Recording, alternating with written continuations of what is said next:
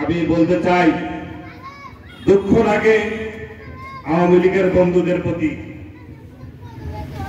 আমি মনে করি আওয়ামী লীগের বন্ধুরাও অবশ্যই একটু হলেও বিবেক তারা রাখে কিনা।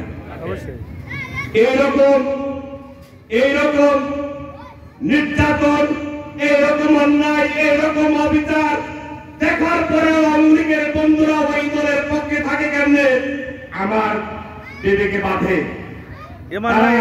সুস্থ মস্তিষ্কের মানুষ হলে তারা তখন বলতো, আল্লামা দিলওয়ার হোসেন সাঈদী তো কোনো অন্যায় কথা বলে নাই, বলেছে কখনো? কোন আওয়ামী লীগকে গালি দিয়েছে? শেখ হাসিনাকে গালি দিয়েছে? শেখ মুজিবকে গালি দিয়েছে? কখনোই দেয় নাই। এত অন্যায় দেখার পরেও আমার আওয়ামী লীগের বন্ধুরা ওই দলের সাথে থাকে, ওই মতের সাথে থাকে।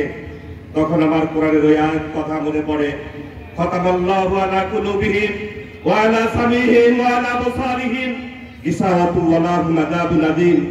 আল্লাহ রাব্বুল আলামিন সূরা বাকারার প্রথমের দিকে এই আয়াতটিতে বলেছেন খতামাল্লাহু আলা কুলুবিহিম, কারণ তাদের অন্তরের উপর আমি মোহর মেরে দিয়েছি। তাদের অন্তর ভালো কিছু বোঝে না।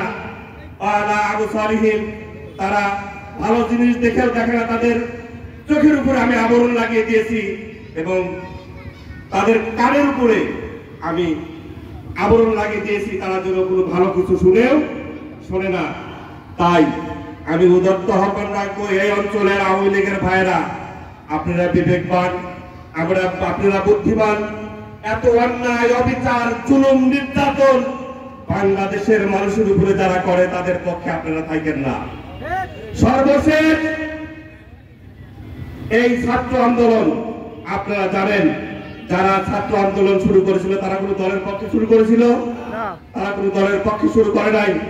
তারা শুরু করেছিল বাংলাদেশে সরকারি চাকরির ক্ষেত্রে তাদের বৈষম্য।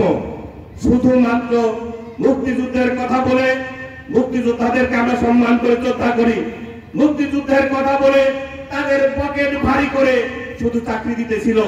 তাই এই দেশের আপামর জনসাধারণ, এই দেশের যুবক ছেলেরা তারা ভেবেছিল যে আমরা তো এইভাবে লেখাপড়া করে চাকরি পাবো না, অতএব এই বৈষম্য দূর করতে হবে।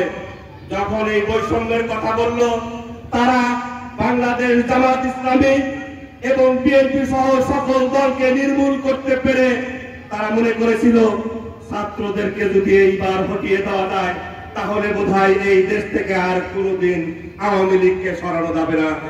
তারা এই চিন্তা ভাবনা করে বাংলাদেশের মেধাবী ছাত্রদেরকে পুলিশ নিয়ে দিয়ে তারা ছাত্রদের বুকে গুলি চালিয়ে সর্বপ্রথম ইসলামী ছাত্র শিবিরের সেই সাথী ভাই মোহাম্মদ আবু সাইদ ভাইয়ের বুকে গুলি চালিয়ে তারা প্রথম শহীদ করেছে ইসলামী ছাত্র শিবিরকে।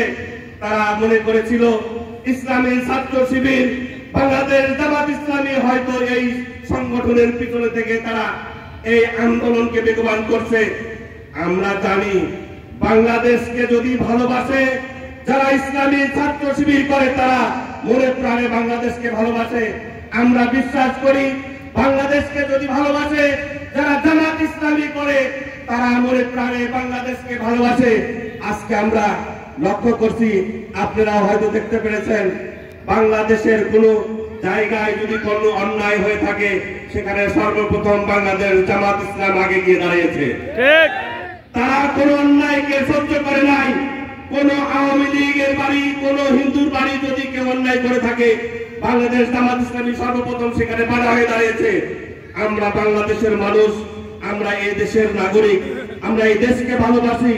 তাই এই দেশের কাউরে কোনো অন্যায় ভাবে কোনো কিছু করতে দেওয়া হবে না।